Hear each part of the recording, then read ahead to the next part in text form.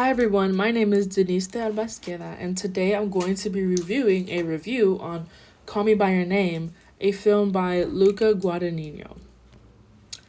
The quote that I pulled was, "I Am Love" director Luca Guadagnino weaves a beguiling tale of a first love. A review by Peter de Bruges. Let's summarize. So, Peter de Bruges from Variety praises the warm visuals, which enhance the film's sensual feeling with nostalgia, and he claims that by doing so, this mirrors the longing of having a first love, which makes the film feel more immersive for the viewers.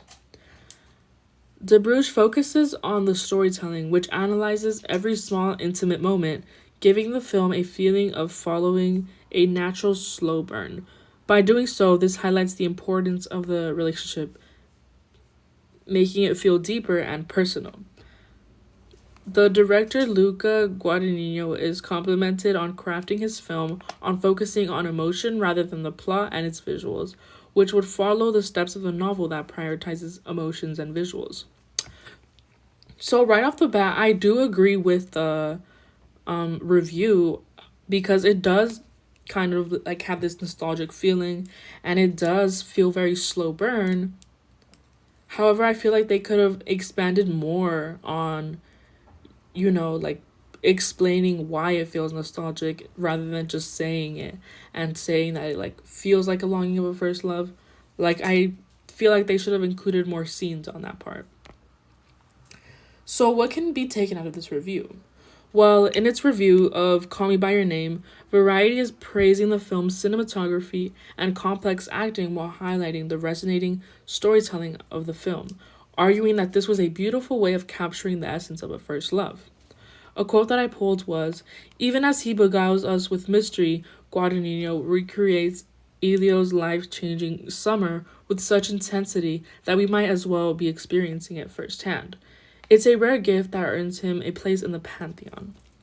I do agree with this. Like, I think that on this part, like, they got the basics down, like they were saying how visual imagery, the beautiful acting, the scenery, like, I think that this part, like, for the conclusion, it really ties it all together, like, what really resonated with them, I guess. And I guess in the conclusion, we're really seeing what really called out to them as, a viewer. So, how does this review deal with issues of genre and form? So, let's focus on the coming of age genre. The review focuses on explaining how this is not a typical coming of age story, rather, a story of Elio's journey with emotional subtlety.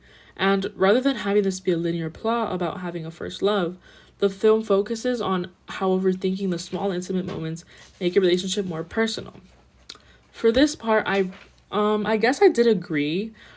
However, I feel like they could have maybe said more because I think it kind of does. Actually, no, I do agree because there's like it's not really your typical coming of age, like with the age gap and all that, like rich family in Italy, like I guess I get where they were coming from, but I do think that they could have expanded more and said how what parts didn't make it more linear and like showcase more parts where this overthinking is more visualized rather than said out loud and was said by the narrator. So, for the European cinema influences. So, this review mentions how the narrative style is that of a European art house cinema, which highlights the director's importance on prioritizing atmosphere, mood, and visual storytelling in a nostalgic way, rather than using the conventional Hollywood type of focus. Again, I do agree with this. And I think this was honestly said, this part was actually it was said good. Like, I agree. Like, they don't have that Hollywood type of focus. And it's, the setting is in northern Italy, like the farm countryside.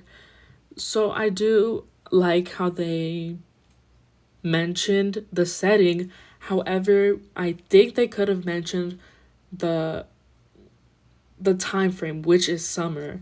In the review, I think that they were kind of hinting at it. They kept hinting at it, but they never really fully said how like summer was like its own character because like the beginning of summer, love blossoms, like the end, all that. Like they could have really focused on what highlights the atmosphere rather than just saying and like regurgitating that is nostalgic and like the mood and all that.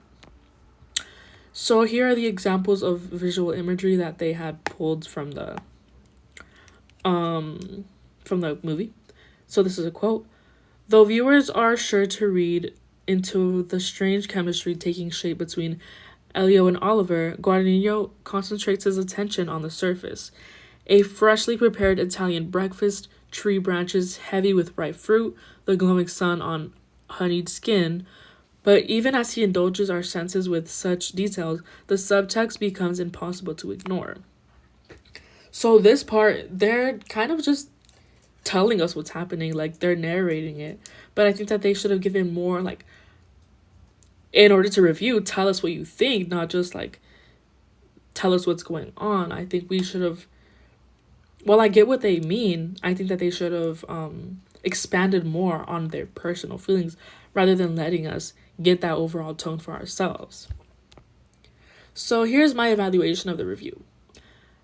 I believe that this review was actually a really good read, and this review perfectly captured the balance between focusing on the visual aesthetics as well as the importance of connecting it back to the slow burn and intensified emotions throughout the film.